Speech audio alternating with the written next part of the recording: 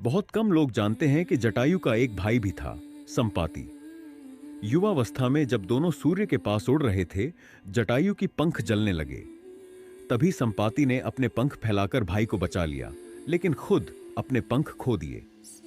सालों बाद जब रावण ने सीता का हरण किया और जटायु वीर गति को प्राप्त हुआ, तब वही संपाति, जो अब उड़ नहीं सकता था, राम की वानर सेना को मिला। अपनी दिव्य दृष्टि से उसने सागर पार देखा और बताया कि सीता लंका में है। एक भाई जिसने सूर्य से बचाया और दूसरे जन्म में प्रभु राम के मार्ग को दिखाया।